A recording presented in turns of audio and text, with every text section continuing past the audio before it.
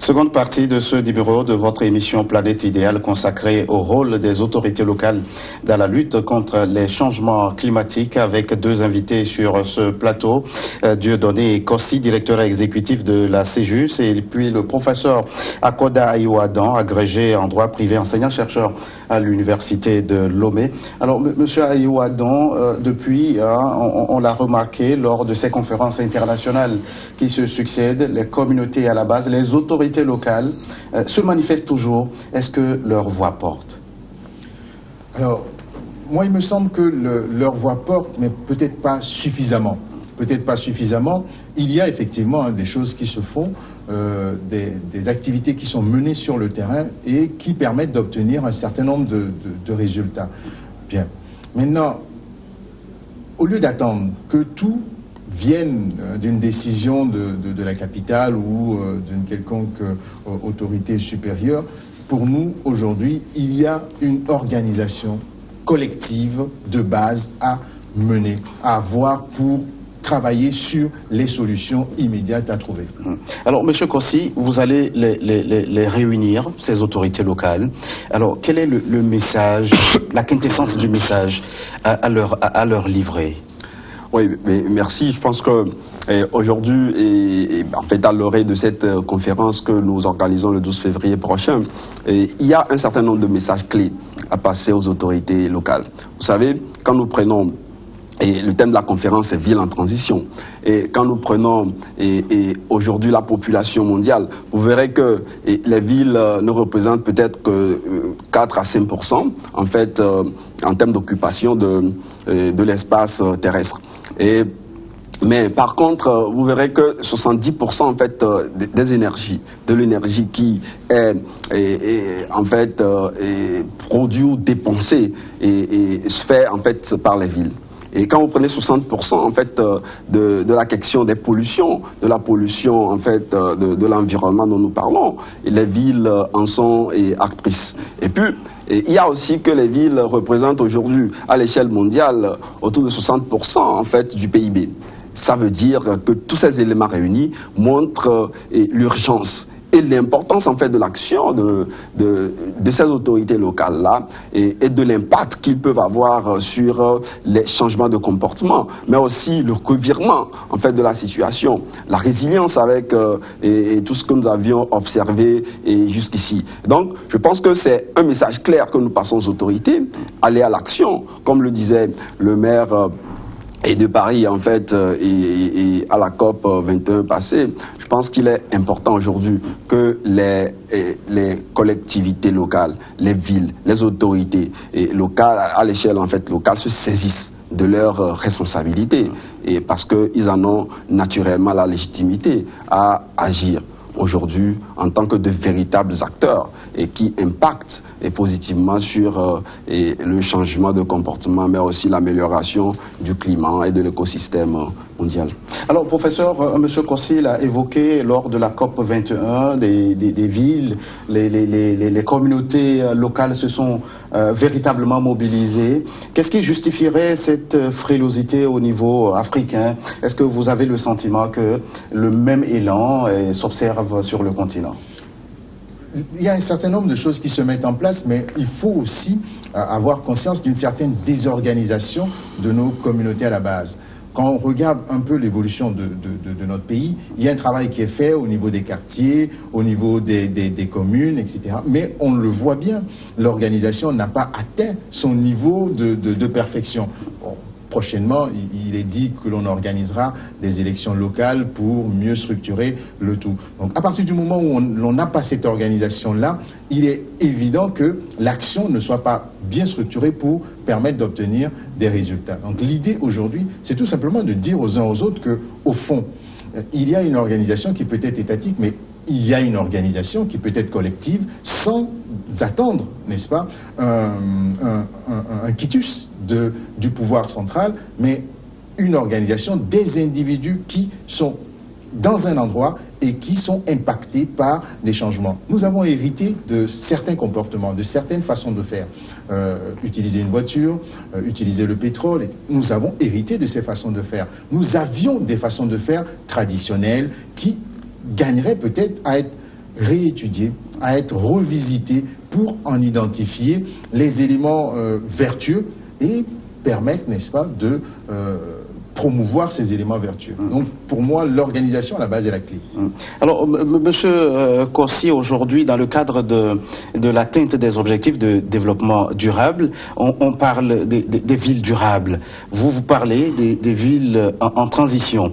Alors, est-ce que dans la dynamique d'un développement économique, on peut en même temps satisfaire à ces exigences du développement durable pour que nous parvenions à ces villes durables? Oui. Et vous savez, M. Gaëtan, je pense que aujourd'hui, le développement durable inclut et de manière pertinente la question de la protection de l'environnement. Parce qu'il n'y a pas de développement durable dans la précarité environnementale. Nous ne pourrions pas parler de développement durable. Nous ne pourrions pas développer nos villes, et nos quartiers, nos pays de manière durable si notre environnement n'est pas sain. Et donc vous comprenez qu'aujourd'hui, le développement durable rime avec la question de la lutte contre les changements climatiques. Parce qu'il n'y a pas de développement durable sans résilience et avec les pratiques que nous avions jusqu'ici observées au niveau des citoyens, mais aussi au niveau des grandes puissances, des industries qui ne cessent de polluer et notre environnement immédiat. Alors, au-delà des autorités locales, ce sont les populations à la base que vous visez. Est-ce que vous avez le sentiment qu'il y a une réelle prise de conscience à cet échelon? Oui, de plus en plus, je pense que nous pourrions le remarquer tous, il y a une prise de conscience des populations et à la base sur les questions en fait liées à la protection de leur environnement immédiat. Et déjà, nous remarquons de plus en plus que les populations s'organisent à l'échelle locale pour soit mettre le quartier au propre, soit en ce qui concerne la gestion des déchets. Aujourd'hui, la gestion des déchets dans nos villes et quartiers n'est plus l'apanage en fait de la mairie ou de la préfecture. Aujourd'hui, on constate que les populations elles-mêmes s'organisent et gèrent au niveau local la question des déchets. Et on constate également une certaine révision dans les comportements des populations. Parce qu'aujourd'hui, lorsque vous voyez quelqu'un prendre un piawata, et la plupart prennent soin de jeter en fait le résidu en fait dans une poubelle. Ça, c'est bien un début. Mais il y a qu'on doit passer à l'échelle, à la vitesse supérieure. Et parce que aujourd'hui, quand on parle de lutte contre les changements climatiques, cela se situe au niveau de la santé. Il faut adopter des comportements qui soient protectrices en fait de l'environnement et en ce qui concerne les politiques locales de santé et en ce qui concerne l'agriculture. Parce que la population au niveau local, elle est essentiellement agricole. Si ce que nous consommons n'est pas produit dans de meilleures conditions, nous risquons fort. Le développement durable ne nous atteindra pas. Donc, parce que nous allons nous-mêmes écourter en fait notre existence ici-bas.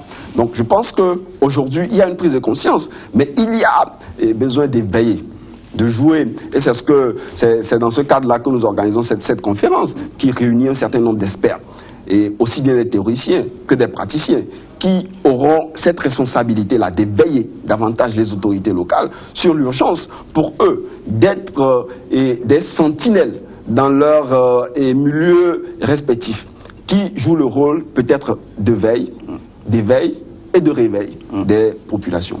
Professeur Ayo Adam, lorsque vous allez vers les populations locales et que vous leur parliez de changements de comportement vis-à-vis des changements climatiques, et elles ont l'impression comme si on se trompe de priorité parce que justement, dans ces milieux, c'est l'extrême pauvreté. Dans quel moule concrètement faut-il faire passer le message pour qu'elles comprennent que les deux aspects sont intrinsèquement liés? Pour nous, la pauvreté est liée, n'est-ce pas, à cette difficulté-là. Si vous n'avez pas un environnement climatique qui vous permettent de développer une quelconque activité. Nous, on le disait tout à l'heure, c'est une activité agricole qui est à la base de nos communautés. Si le changement climatique impacte votre quotidien de telle sorte que les produits que vous semez ne donnent pas de fruits, oui, vous êtes directement impacté par le changement climatique. Si vos enfants tombent malades de façon régulière sans que vous n'arriviez à identifier les causes, peut-être que votre air est beaucoup plus pollué. Donc, pour moi, la question de la pauvreté est liée à celle de changement de comportement en termes environnementaux. Si le climat ou l'environnement est sain, il y a des moyens de développer, n'est-ce pas, il y a des moyens pour lutter plus facilement contre la pauvreté.